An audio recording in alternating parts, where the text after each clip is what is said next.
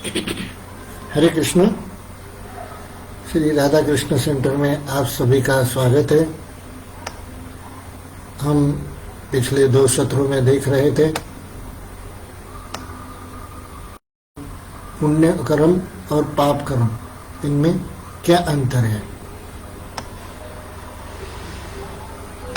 जो धर्म के विरुद्ध कार्य किया जाता है उसे पाप कर्म कहते हैं, और जो धर्म के सम्मति से कार्य किया जाता है, धर्म में बताए हुए कर्म किए जाते हैं, उसे पुण्य कर्म कहते हैं। तो जब तक हम इस माया के जगत में हैं, तब तक हमें ये पाप और पुण्य का कर्मों का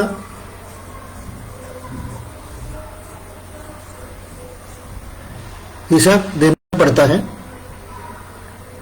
जो भी हम कर्म करते हैं उसका फल हमें भुगतना पड़ता है। जब भी हम माया के जगत में रहते हैं, जब भी हम माया के जगत में सुख की प्राप्ति के लिए कर्म करते हैं, अगर अच्छे कर्म से हमें सुख प्राप्त होता है तो अच्छे कर्मों का फल हमें सुख के प्रति मिलता है। मगर अगर हम बुरे कर्म करते हैं तो हमें उन कर्मों के फल दुख के प्रति प्राप्त होता है। तो इस तरह से हर कर्मों का फल हमें मिलता है।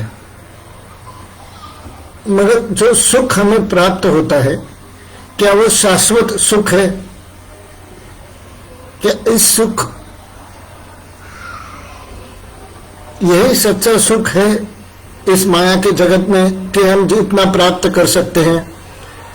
क्या यही सुख है कि जो सिर्फ हम थोड़ी देर के लिए सुख मिलता है और कुछ देर के बाद वो सुख लुप्त हो जाता है और फिर दुख में परिवर्तित हो जाता है? जो कार हम खरीदते हैं, हमें बहुत सुख प्राप्त होता है कि हम उस कार से अपनी फैमिली को लेकर जा रहे हैं, मगर वही कार जब ब्रेकडाउन होती है तो हमें दुख प्राप्त होता है। तो ये सुख हम देखते हैं बहुत क्षणिक है, और हमारा स्थायी स्वभाव जो है दुख को प्राप्त करना है। अब बार बार हमें दुख क्यों होता है, इसके बारे में हम कभी चिंता नहीं करते। भगवान ने भगवत गीता में कहा है, संसार दुखालयम अशाश्वतम। ये जो हमारा संसार है, माया का जगत है, ये दुखालय है, अशाश्वत है। जैसे पुस्तकालय में पुस्तक प्राप्त होता है, दुग्धालय में दूध प्राप्त होता है, वैसे दुखालय में दुख ही मिलेगा, हमें दुख ही प्राप्त होगा। फिर ये सुख क्या चीज है, हमने इसके बारे में भी चर्चा की है। दुख 2 प्रकार के होते हैं, एक ज्यादा दुख और एक कम दुख। जब हम सीढ़ियों से चढ़ के जाते हैं तो हमें दुख ज्यादा होते हैं, वही अगर हम लिफ्ट में खड़ा होके जाएं तो कम दुख होता है। मगर खड़ा होने का ही दुख होता है, चढ़ने का दुख नहीं होता, मतलब दुख कम हो जाता है। तो हमारी जिंदगी में सिर्फ दुख ही आते हैं, एक ज्यादा दुख आते हैं और एक कम दुख आता है। मगर लिफ्ट से जाना हमें लगता है कि हमें सुख की प्राप्ति हुई है, तो जो कम दुख है उसको हम सुख समझ बैठते हैं, और यही जीवन भर इसी सुख की प्राप्ति के लिए हम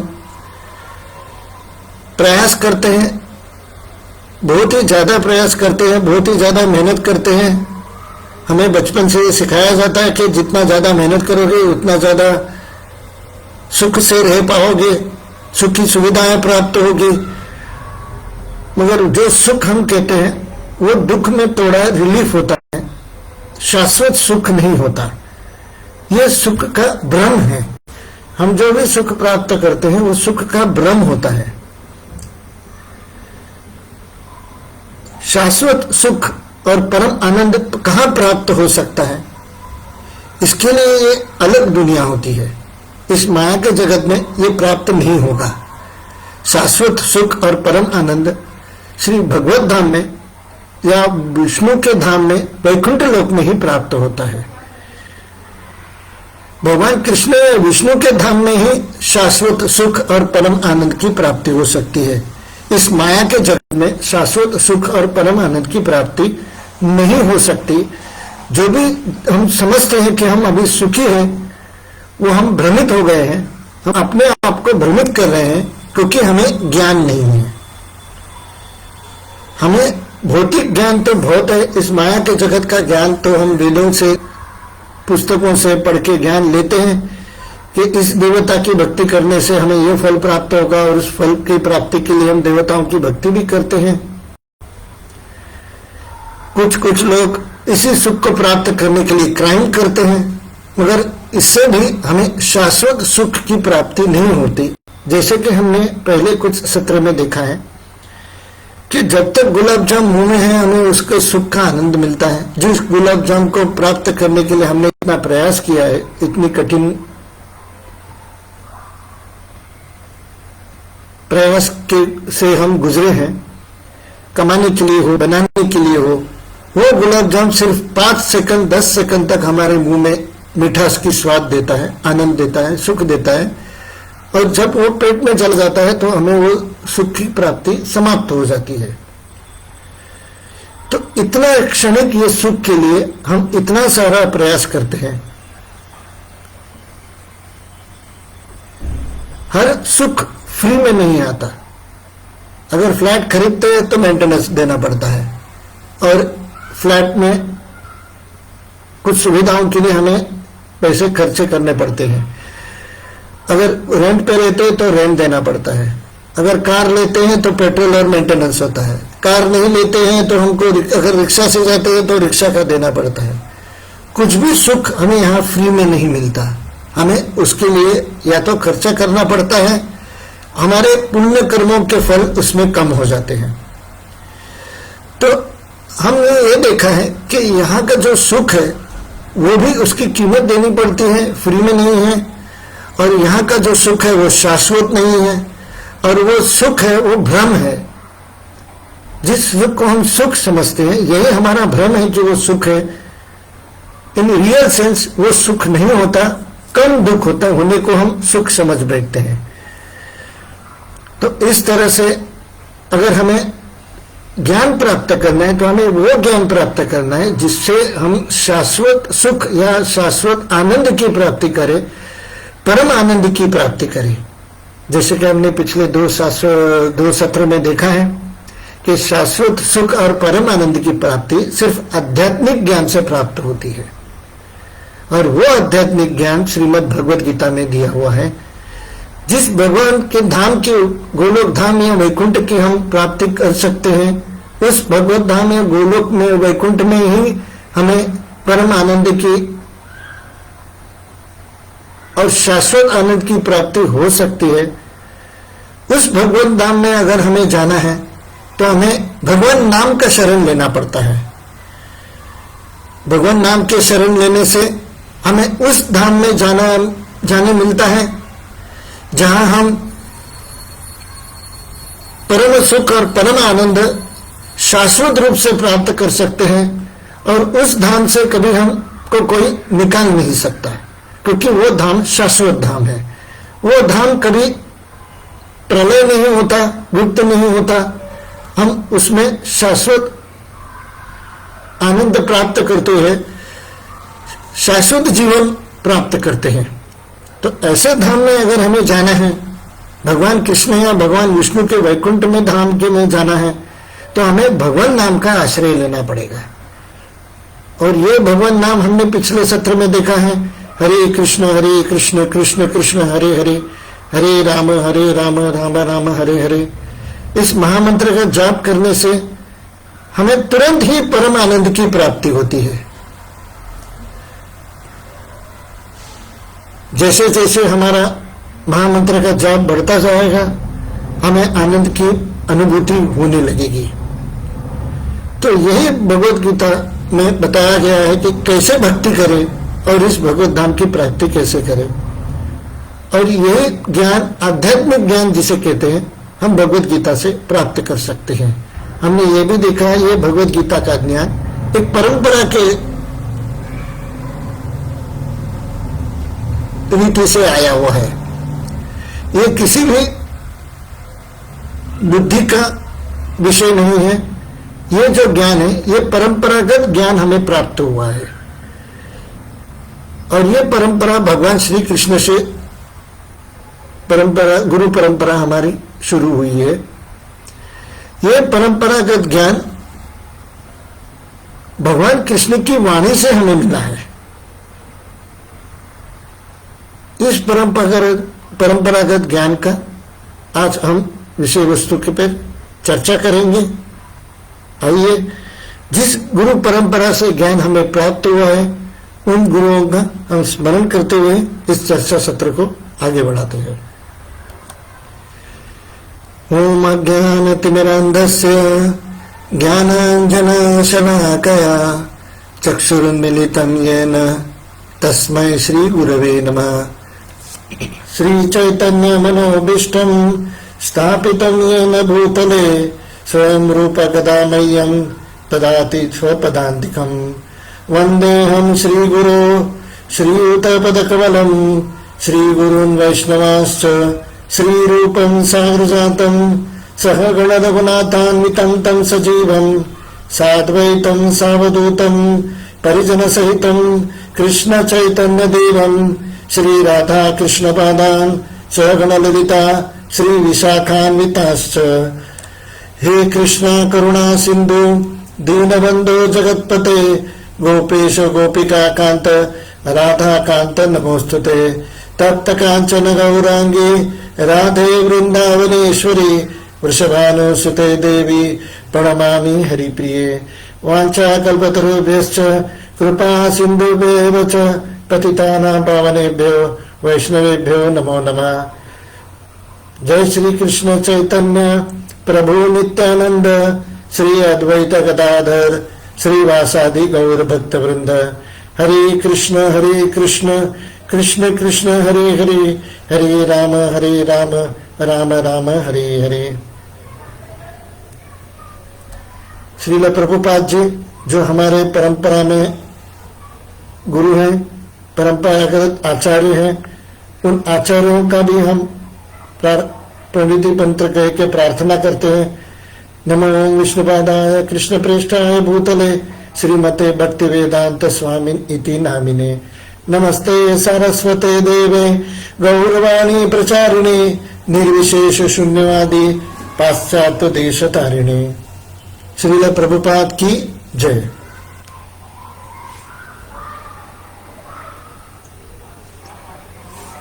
इन गुरुओं की सेवा करने से, प्रार्थना करने से हमें भगवत गीता समझने में, आध्यात्मिक ज्ञान प्राप्त करने में, उनके आशीर्वाद से हमारी बौद्धिक क्षमता में शक्ति मिलती है ताकि हम इस ज्ञान को अच्छी तरह से प्राप्त कर सके। यह आध्यात्मिक ज्ञान, 3 प्रकार के ज्ञान हमें समझने की प्रयास करना चाहिए। 3 प्रकार का ज्ञान होता है। इसमें पहले ज्ञान होता है संबंध ज्ञान। हमारा और भगवान का संबंध क्या है? क्या हम भगवान से अलग हैं? क्या भगवान के पास जाना मृत्यु के पश्चात बस यही एक भगवान का कार्य है? क्या हमारा इतना ही ड्यूटी है कि हम भगवान के पास मरने के बाद भगवान के पास जाते हैं? क्या ये ऑटोमेटिक है कि इसके लिए प्रयास करना पड़ता है? अगर प्रयास करने पड़ते हैं तो कैसे प्रयास करने पड़ते हैं? मगर पहले हमें ये तो पता हो कि हमारे और भगवान के बीच में संबंध क्या है। भगवान के सर्वोच्च व्यक्तित्व के साथ किसी के मूल संबंध को स्थापित करना संबंध ज्ञान है। हमारा मूलतः भगवान के साथ संबंध क्या है? हम भगवान के भक्त हैं कि भगवान के पुत्र हैं कि हम भगवान के अंश हैं? क्या है? इसी कार्य में भगवान के, फिर अगर हम संबंध का ज्ञान हमें पता हो तो हम उसमें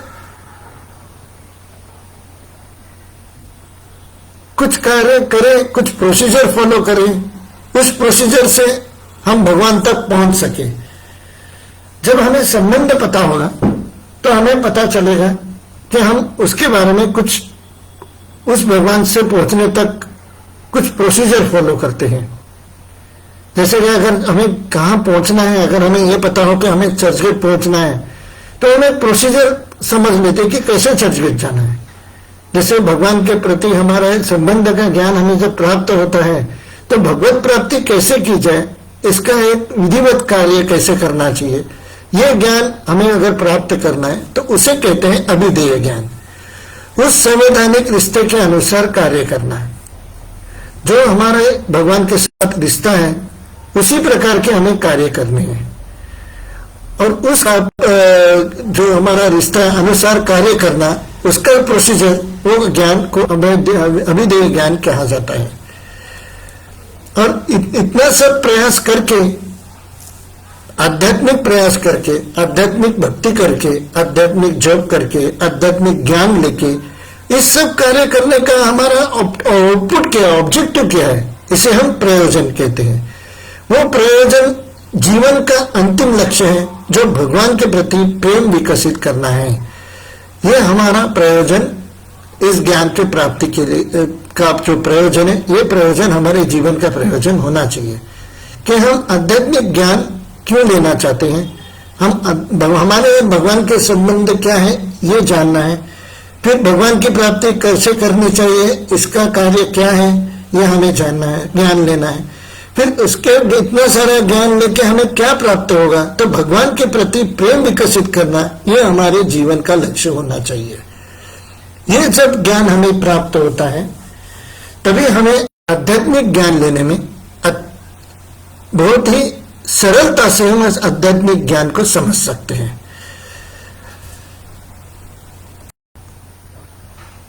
हम पहले ये देखते हैं कि हमारे जीवन का लक्ष्य क्या है। खाना पीना और मजा करना, बीवी बच्चों को संभालना, क्या यही हमारा जीवन का लक्ष्य है?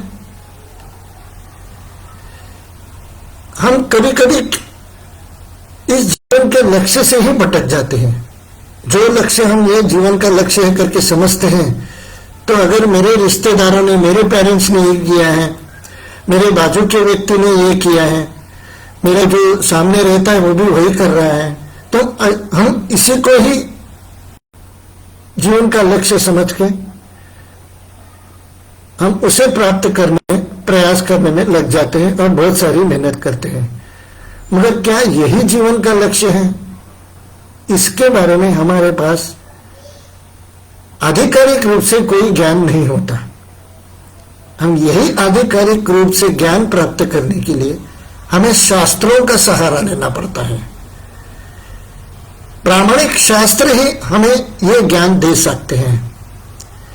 अब प्रामाणिक शास्त्र किसे कहते हैं? जो ज्ञान हमें इन दुखों से निजात दिलाए, इन संकटों से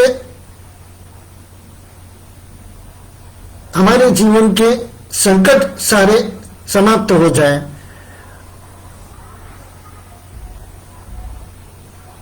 हमारे जो दुख हैं, ये किस वजह से हमारे जीवन में दुख आते हैं, कौन से कारण से हमें दुख प्राप्त होता है, इसका कारण हमें पता चले और उस दुख पर हमारे पास कोई ठोस उपाय ऐसे मिले जो हमारे इस जीवन के न हो, बल्कि अनेक जो जीवन हमें भुगतने पड़ते हैं, सारे जीवन के दुख एक साथ खत्म हो जाए। अगर इसके लिए कोई ठोस उपाय हमें चाहिए तो हमें शास्त्रों का आधार लेना पड़ेगा। जैसे कि धार्मिक अगर ज्ञान हमें चाहिए तो हमें वेदों का सहारा लेना पड़ता है, शास्त्रों का आधार लेना पड़ता है, वेदों का आधार लेना पड़ता है। वैसे ही आध्यात्मिक ज्ञान के लिए हमें आध्यात्मिक ग्रंथों का आधार लेना पड़ता है। हमें आध्यात्मिक ग्रंथ से प्रामाणिक रूप से ये ज्ञान प्राप्त करना पड़ता है। तो हमें जीवन का लक्ष्य हितोपदेश में जो एक शास्त्र है, उसमें वो 25वां श्लोक में ये श्लोक आता है, आहार निद्रा भय मैथुनानि सामान्यम एतत् पशुभिर नराणाम ज्ञानम नराणाम अधिको विशेषो ज्ञानेन हीन पशुभिः समाना। तो हम जो अच्छे जॉब के लिए प्रयास करते हैं, अच्छे बिजनेस के लिए प्रयास करते हैं, एंजॉयमेंट के लिए प्रयास करते हैं, हमें किसी न किसी तरह से एंजॉयमेंट प्राप्त करने के लिए हमारा जीवन इसी चीज में व्यतीत होता है। तो क्या ये सही है? इसका ट्रांसलेशन हम देखकर समझते हैं। आहार, निद्रा, भय और मैथुन, आहार यानी खाना पीना, निद्रा यानी सोना, घर वगैरह के लिए हम इसी के लिए प्रयास करते हैं कि हमें अच्छे से सोने को मिले। भय, हम या तो प्राणियों से भय होता है, दुश्मनों से, शत्रुओं से भय होता है, या हमारे फ्यूचर के बारे में भी हमें भय होता है, इसलिए हम इंश्योरेंस पॉलिसी भी निकालते हैं। और मैथुन, स्त्री के साथ भोग करना और बच्चे पैदा करना, ये तो इंसान और पशु में समान है। ये सब काम भी तो पशु भी करते हैं, पशु भी खाना खाते हैं, पशु भी सोते हैं, पशुओं को भी भय होता है, और पशु भी संभोग करके बच्चे पैदा करते हैं। तो ये पशु के समान है। तो फिर इंसान में ऐसा विशेष क्या है? आगे बढ़ते हैं। इंसान में विशेष केवल धर्म है, अर्थात बिना धर्म के लोग पशु तुल्य हैं। ये आहार, निद्रा, भय, मैथुन तो पशु भी करते हैं, मगर उनमें धर्म तत्व नहीं होता। आजकल हमारे मॉडर्न के जग में, मॉडर्न वर्ल्ड में, हमें अगर कोई धर्म का मार्ग बताए तो हम ये कहते हैं कि ये तो पुरातन काल का मार्ग है। नहीं, जो शास्त्र के आधार में कोई अगर धर्म बता रहा है तो ये भगवान ने दिए हुए रूल्स एंड रेगुलेशंस हैं। पिछले 2 सत्र में हमने धर्म के बारे में काफी चर्चा की है। भगवान ने जो हमें जीने के इंस्ट्रक्शंस दिए हैं, उपदेश दिया है, उसके अनुसार हम अगर जीवन व्यतीत करें, उस रूल्स और रेगुलेशंस को फॉलो करें, तो ही हम अगर धर्म के अनुसार कार्य करें तो हमें दुख की प्राप्ति नहीं होती।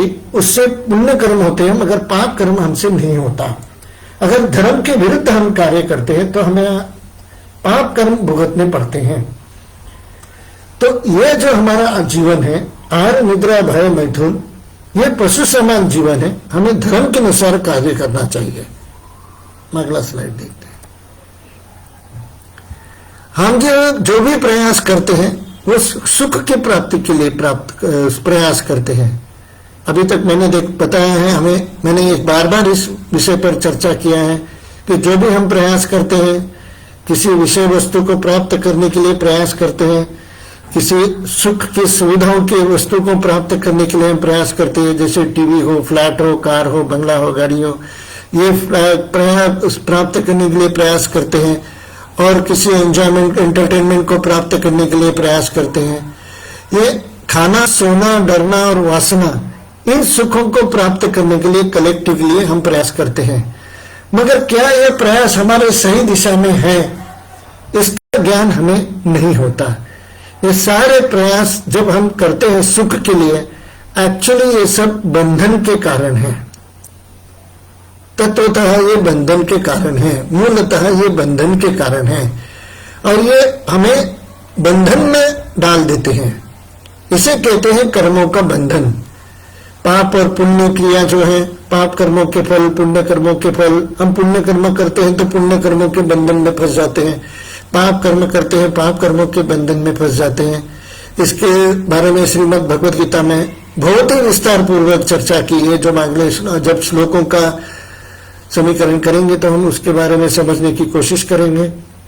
अगर पुण्य करते हैं तो पुण्य कर्मों के बंधन में पड़ जाते हैं, पाप कर्म करते हैं तो पाप कर्मों के बंधन में पड़ जाते हैं।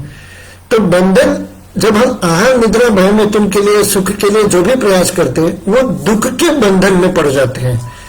तो हमने देखा है, अगर दुख है तो कितने प्रकार के दुख है? जन्म, मृत्यु, जरा, व्याधि, ये 4 प्रकार के दुख हमें जन्म जन्मांतर तक भुगतने पड़ते हैं।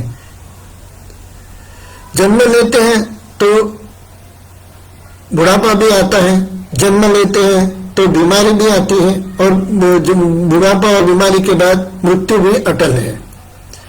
तो ये 4 प्रकार के दुख हमें भुगतने ही पड़ते हैं कंपल्सरीली। अब ये दुख हमें क्यों भुगतने पड़ते हैं? क्योंकि हम इस माया के जगत में रहते हैं।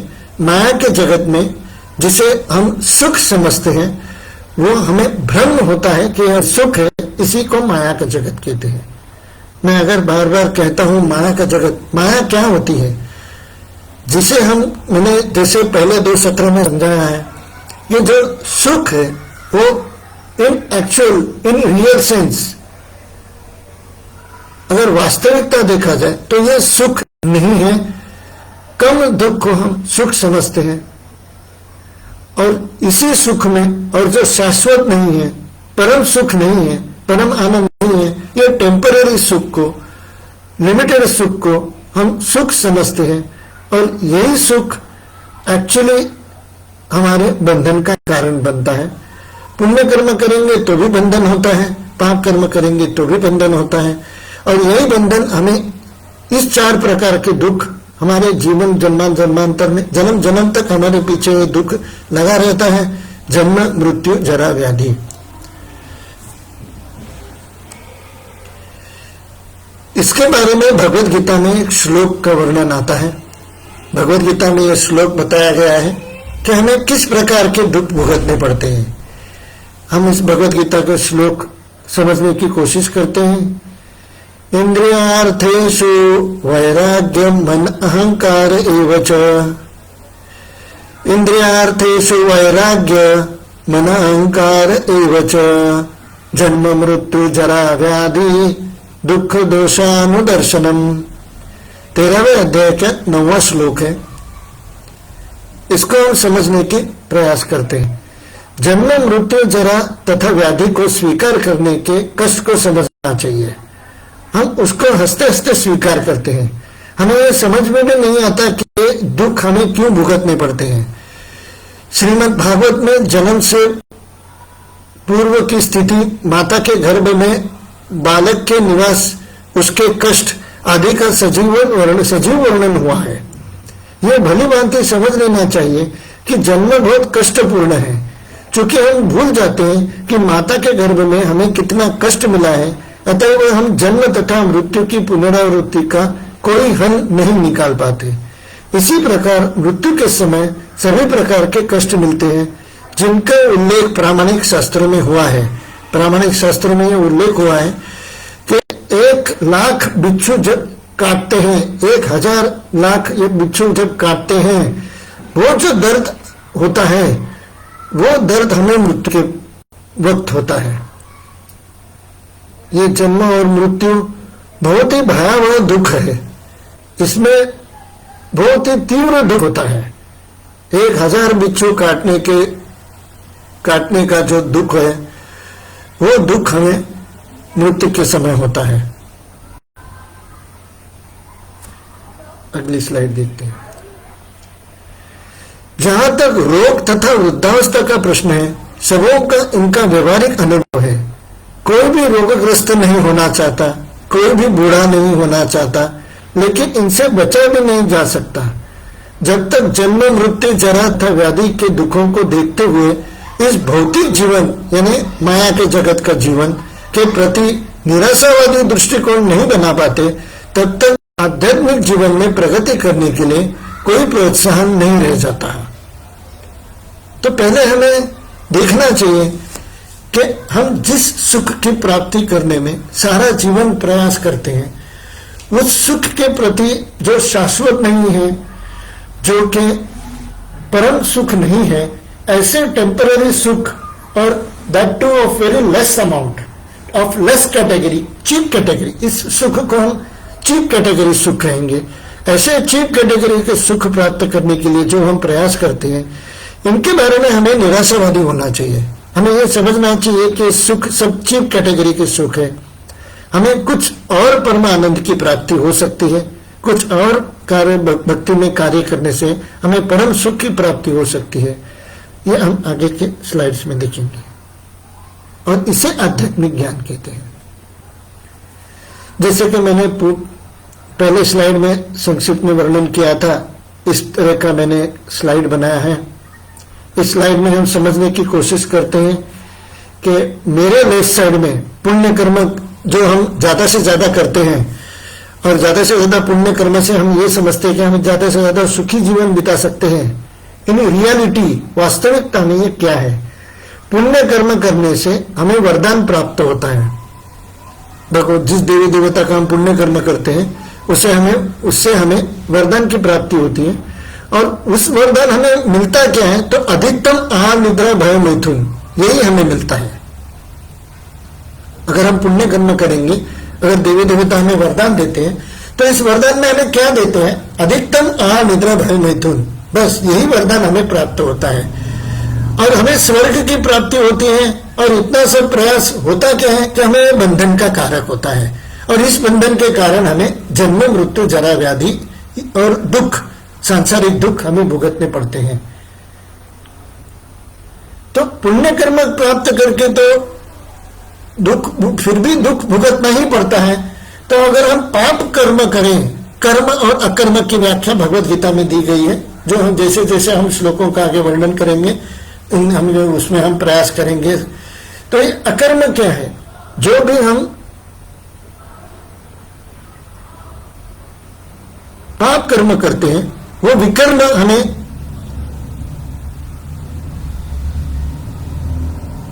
भुगतने पड़ते हैं। पाप कर्म में अकर्म नहीं है, ये विकर्म है। ये विकर्मस की वजह से हमें नरकवास भुगतना पड़ता है। पाप कर्म करने से हमें नरकवास भुगतना पड़ता है, और जब पाप कर्म हम करते हैं तो हमें देवी देवता शाप देते हैं। उस शाप की वजह से होता क्या है कि आहार निद्रा भय मैथुन कम हो जाते हैं। किसी को खाने को नहीं मिलता, किसी को रोड पे सोना पड़ता है, किसी को कि हर चीज का भय लगता है। रोड पे सोने की वजह से कोई मच्छर न काटे या कोई गुंडा न मारे, किसी को बीवी के साथ डाइवोर्स हो जाता है, किसी को वासना का भोग मिलता ही नहीं है, उसके लिए वो तड़पते रहते हैं। तो ये जब जो भी हमें प्राप्त होता है ये हमें कम हो जाता है, क्योंकि हमने पाप कर्म किए हैं।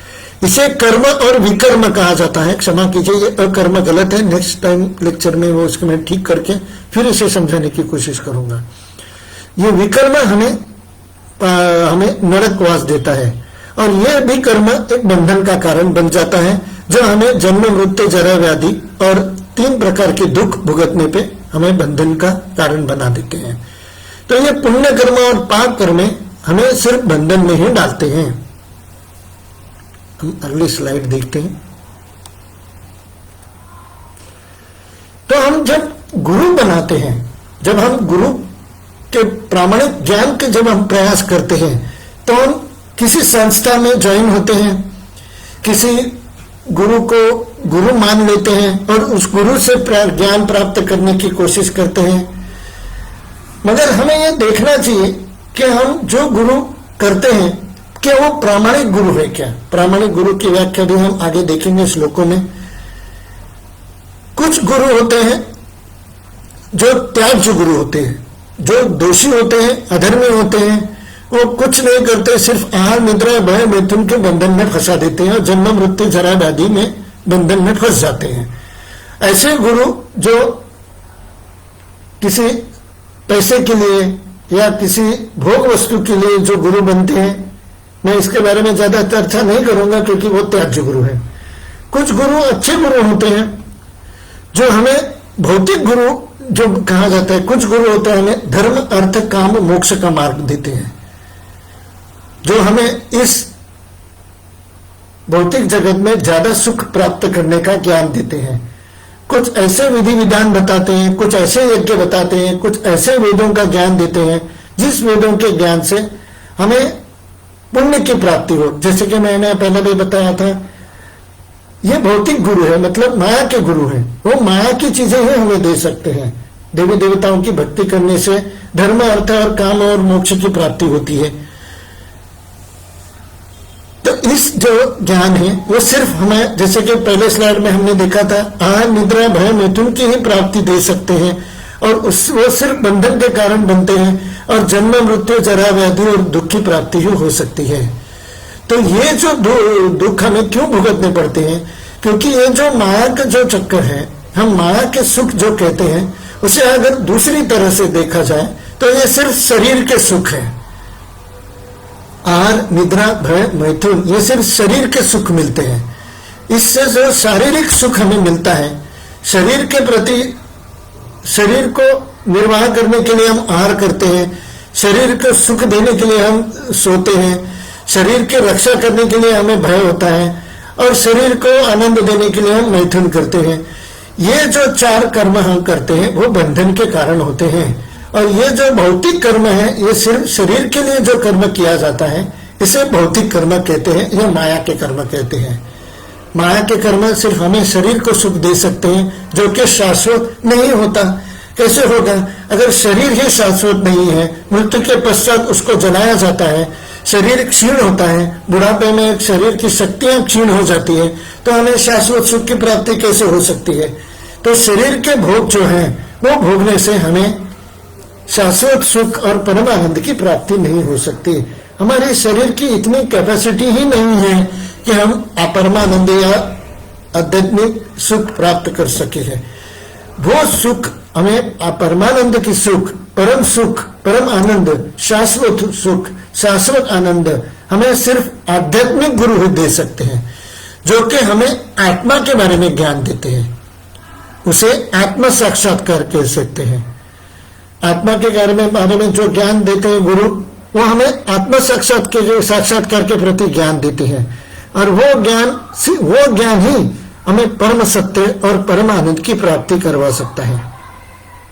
माया के जगत के जो त्याज्य गुरु है उनका क्या कहना, मगर जो भौतिक गुरु है वो भी सिर्फ माया के जगत का ही सुख दे सकते हैं, जो कि हमने इन सत्रों में बहुत चर्चा की है कि वो टेम्पररी है और लिमिटेड है, शाश्वत नहीं है, अशाश्वत है। दुखालयम अशाश्वतम, और सब दुख के कारण ही है। जिसे हम सुख समझते हैं वो भी दुख ही है। यह माया के जगत में होता है, मगर आध्यात्मिक जगत में आध्यात्मिक गुरु करने से हमें आत्म साक्षात्कार का अनुभव होता है, हमें परम सत्य का ज्ञान होता है और परम आनंद की प्राप्ति होती है, और जिसका प्रोसीजर सिर्फ हमें आध्यात्मिक गुरु दे सकते हैं। तो आध्यात्मिक गुरु को प्रामाणिक गुरु कहा गया है। तो इस चार्ट से हमें समझ में आ जाएगा कि हमें कौन से गुरु करने चाहिए। अभी मैं नहीं कहूंगा कि आप आध्यात्मिक ज्ञान लो, मैं ये कहूंगा कि आपको क्या चाहिए। टेम्पररी सुख चाहिए, इस शरीर का ही सुख चाहिए जो भी नश्वर है, इस भौतिक जगत का ही सुख चाहिए जो सिर्फ लिमिटेड है, सिर्फ आहार निद्रा भय मैथुन को ही भोगना, बस यही हमारे जीवन का लक्ष्य है। हमें वास्तविक आनंद नहीं चाहिए, हमें परम आनंद नहीं चाहिए, हमें वास्तविक सुख नहीं चाहिए, तो आप ये भौतिक गुरु आनंद में कर सकते हैं। मगर अगर हमारे जीवन का उद्देश्य आत्मा के आनंद पर है, परम आनंद की प्राप्ति करना है, परम सत्य को जानना है, आत्म साक्षात्कार विधि को जानना है, तो हमें आध्यात्मिक गुरु करनी चाहिए। और ये आध्यात्मिक गुरु सिर्फ हमें आध्यात्मिक ज्ञान आध्यात्मिक ज्ञान सिर्फ हमें आध्यात्मिक गुरु ही देख सकते हैं। इस तरह से हम अगले साइड में चर्चा करेंगे। तो हम ये देखेंगे कि आध्यात्मिक ज्ञान देने के 4 प्रकार के वैष्णव संप्रदाय हैं, जो हमें भगवान कृष्ण की ओर ही ले जाते हैं। ये 4 प्रकार के संप्रदाय कौन से हैं, ये हम जानने की कोशिश करते हैं। जीवन के गुरु का महत्व भगवद गीता में 2.1 से 2.10 में बताया गया है। भगवद गीता अध्याय दूसरे अध्याय के पहले श्लोक से 10वें श्लोक तक। ये 4 प्रकार के वैष्णव संप्रदाय होते हैं। एक प्रकार के होते हैं ब्रह्म संप्रदाय। हर एक संप्रदाय का एक गुरु होता है, इसके गुरु ब्रह्मा जी हैं, और उस गुरु का ज्ञान आगे बढ़ाने के लिए, उस गुरु का ज्ञान प्रचार करने के लिए जो प्रचार गुरु होते हैं वो मध्वाचार्य है। मध्वाचार्य जी ने इस ज्ञान को प्रचार का कार्य संभाला है, और वो इस प्रचार कार्य में लगे हुए हैं कि इस ब्रह्म संप्रदाय को आगे बढ़ा सके। तो ब्रह्म संप्रदाय के जो गुरु हैं, ब्रह्मा देवता हैं, ब्रह्मा जी हैं, और उसके ज्ञान को आगे बढ़ाने के लिए जो गुरु हैं मध्वाचार्य है। श्री संप्रदाय के देवता जो है वो लक्ष्मी जी हैं, और लक्ष्मी जी का जो प्रचार, इस संप्रदाय का प्रचार या प्रचार कार्य के जो गुरु हैं वो रामानुजाचार्य हैं। उन्होंने इस संप्रदाय का प्रचार प्रसार किया है।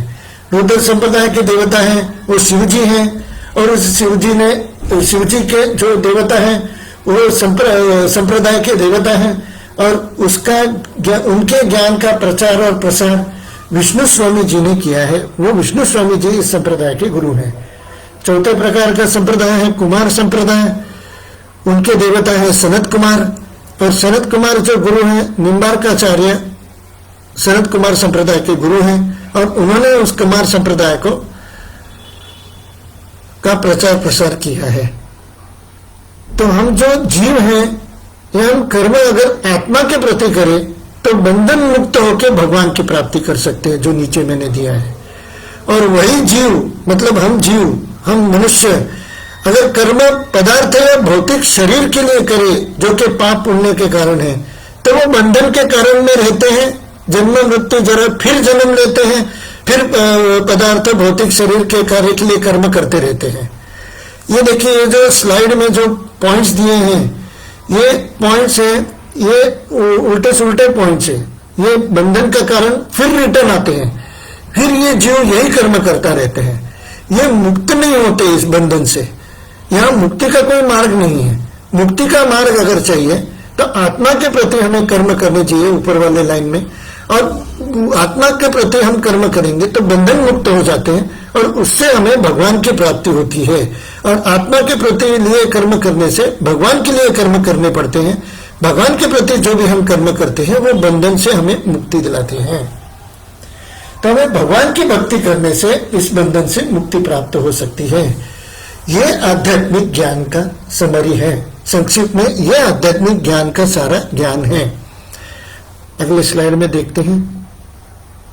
और ब्रेकिंग न्यूज, हमारे इस्कॉन गुरु परंपरा में आध्यात्मिक ज्ञान जो हमें देते हैं इस्कॉन में, वो सारे गुरु आध्यात्मिक गुरु हैं।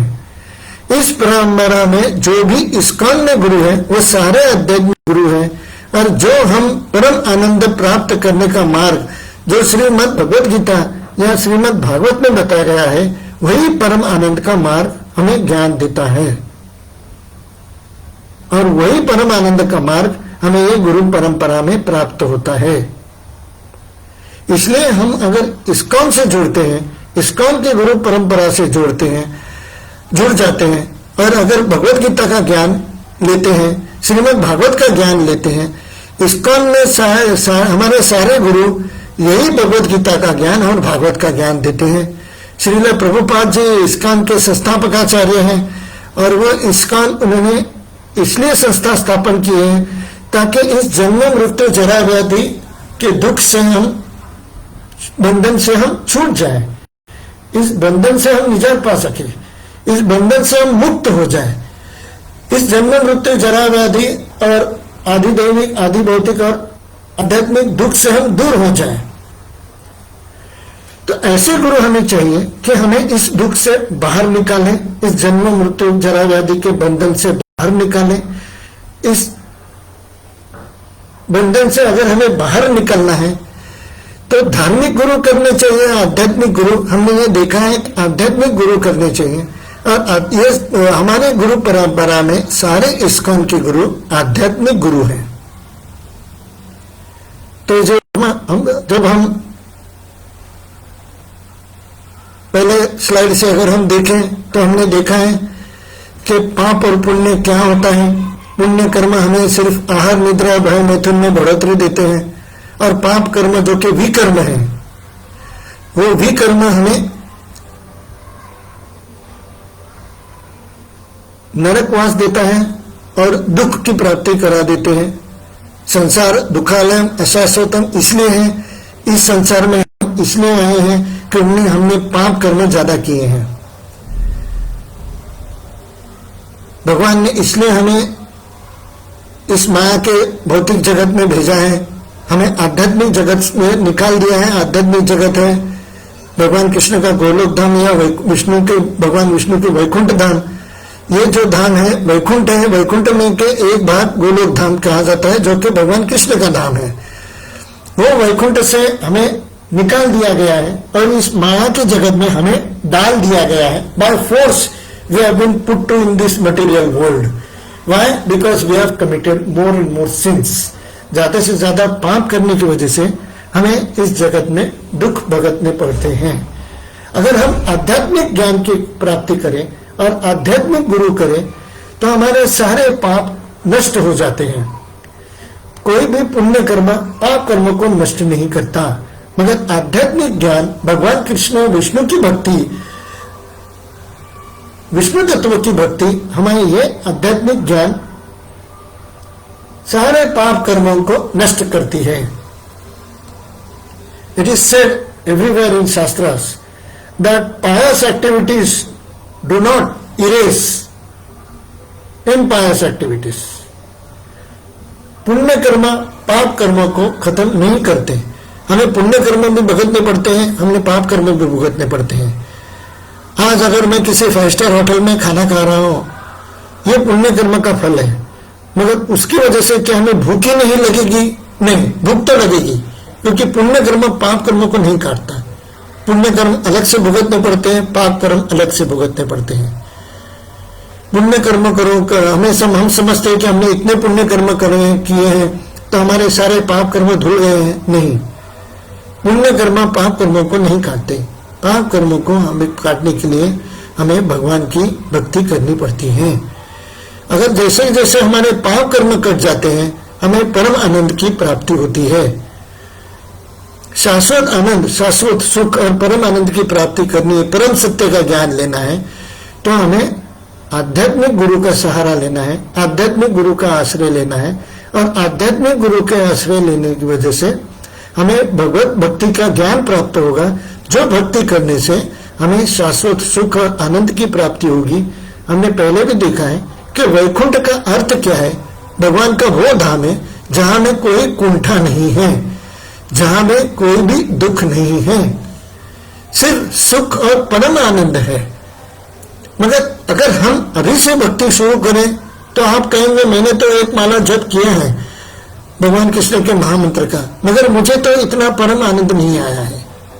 मगर हमें आदत है, अगर सुबह मैं आज से ही, कल से ही अगर सुबह 4 बजे उठने का प्रयास करूं, अगर कोई भी व्यक्ति जो कि भक्त नहीं है अगर 4 बजे उठने का प्रयास करे तो उसे शायद बीमारी हो सकती है, क्योंकि उसे उस चीज की आदत नहीं है। उसको अगर 8 और 10 बजे उठने की आदत है तो वो कितना भी प्रयास करे, उसको 4 बजे उठने की आदत इतनी जल्दी नहीं आ सकती। वैसे ही हमारा मन जो है इस माया के सुख से इतना प्रभावित हो गया है, इन माया के सुखों के इतने जन्म जन्म से हमें आदत है, तो इतनी जल्दी माना करने से हमें ये परम आनंद की प्राप्ति की अनुभूति नहीं हो सकती। उसके लिए हमें बहुत सारा प्रयास और बहुत सारा भगवान के प्रति प्रेम और भक्ति की आवश्यकता है। इस प्रयास और प्रेम के ज्ञान हमें आध्यात्मिक गुरु देते हैं, और अगर यही ज्ञान हमें प्राप्त करना है तो आइए श्रीमद् भगवद गीता का कोर्स ज्वाइन कीजिए। श्री राधा कृष्ण सेंटर में यही आध्यात्मिक ज्ञान के प्रचार प्रसार होता है, और यही आध्यात्मिक ज्ञान हम देते हैं इस सेंटर में, जिसकी वजह से आप परम आनंद और परम सुख की प्राप्ति आपको हो सके। किसी को 1000 रुपए में ध्यान में दो तो मैंने उसको क्या सुख दिया, वो 1000 रुपये 2 दिन में उसके पास टिकेगा नहीं, और वो 1000 रुपये क्या वो करता क्या है वो बात की बात है, मगर उसको शाश्वत सुख आनंद परम आनंद मिलेगा क्या? नहीं। तो इसलिए मैं ऐसे ज्ञान देने की आप सभी लोगों को, विद्वान जनों को प्रयास कर रहा हूं, ज्ञान देने के प्रयास कर रहा हूं, जिसमें हमें जन्म जन्मांतर के दुख ही हमारे जीवन से चले जाए। इस कर्म बंधन से हम मुक्ति पा सके, इस अशाश्वत सुख से हम मुक्ति पा सके, और दुखालय से हम माया के जगत से बाहर निकले और वैकुंठ जगत में जाकर परम आनंद की प्राप्ति कर सके। अगर ये मिल जाए, this is called as perfect knowledge and perfect help. What is a perfect help? If somebody asks me, अगर मैं किसी को मदद करूं तो उसका सही तरीका क्या है, अगर कोई मुझसे पूछे तो ये आध्यात्मिक ज्ञान देना ही किसी के जीवन को सुधार कर, उसे आध्यात्मिक ज्ञान देकर, उसे भक्ति मार्ग में लाकर, उसको सारे दुख खत्म करके शाश्वत परम आनंद की सुख प्राप्ति उसके करवा देना, परम आनंद की प्राप्ति करवा देना, इससे ज्यादा बेहतर कोई हेल्प या मदद किसी को नहीं हो सकती। और ये मैं सामाजिक कार्य, सोशल रिस्पॉन्सिबिलिटी में मैं समझता हूं कि ये ज्ञान हम सभी को दें। अगर इस सत्र में आपको कोई कठिनाई आई हो, किसी स्लाइड में कोई मेरी बात समझ में नहीं आई हो, आप मुझे फोन कर सकते हैं, व्हाट्सएप में मैसेज भेज सकते हैं, मेरे साथ चर्चा कर सकते हैं। मैं तो यही चाहता हूं कि आप सभी मेरे 1-to-1 क्लास में ज्वाइन हो जाएं और इस मार्ग को समझने की कोशिश करें। और आज के इस सत्र में भगवान कृष्ण का ये ज्ञान, एक बार महामंत्र बोलते हैं ताकि हमें पता चले कि ये माला कैसे करनी है। पहले का जो मणि होता है 108 मणि का माला होनी चाहिए, किसी भी मणि की माला हो मगर रुद्राक्ष की माला न हो। किसी भी मणि की माला हो सकती है, उस माला में जो 108 मणि होनी चाहिए। और इस महात्मनि जो प्रथम मणि होता है उसे मेरु मणि कहा जाता है। वो मेरु मणि में हमें ये जप करना चाहिए, पंच तत्व महामंत्र का एक बार जप करना चाहिए। जय श्री कृष्ण चैतन्य प्रभु नित्यानंद श्री अद्वैत गदाधर श्री वासादि गौर भक्त वृंद। और ये मंत्र मैंने पहले स्लाइड में दिया हुआ है, आज के सत्र के पहले स्लाइड में दिया हुआ है। ये मंत्र मेरु मणि में हमें जप करना चाहिए। फिर वो दूसरे मणि से हमें जप करना शुरू करना चाहिए। हरे कृष्ण कृष्ण कृष्ण हरे हरे, हरे राम राम राम हरे हरे। ये मंत्र का जाप करते दूसरा मणि आगे लेके जाना चाहिए। फिर तीसरे महीने में हमें फिर ये जप करना चाहिए, हरे कृष्ण कृष्ण कृष्ण हरे हरे, हरे राम राम राम हरे हरे। फिर तीसरे मणि को मध्यमा उंगली से उंगली में माला पकड़ते हुए अंगूठे से आगे लेके जाना चाहिए। तो इस तरीके से और भी अगर कैसे माला करनी उसका ज्ञान चाहिए, कृपया श्री राधा कृष्ण सेंटर में आपका स्वागत है। आप जरूर आइए। इस सत्र में भी आपका स्वागत है। मैं पुनः आपका स्वागत करता हूं। इस सत्र में आपने ध्यान पूर्वक सुना और मैं किसी को क्या हेल्प कर सकता हूं और भगवान की सेवा क्या हो सकती है कि हम जैसे बद्ध जीवों को, आप जैसे जीव को, आप जैसे मनुष्य गणों को, विद्वान गणों को मैं ये ज्ञान दूं और इस सारे बंधन से छुटकारा दिला सकूं। हरे कृष्ण कृष्ण कृष्ण हरे हरे, हरे राम राम राम हरे हरे। इस तरह से ये सत्र की समाप्ति होती है।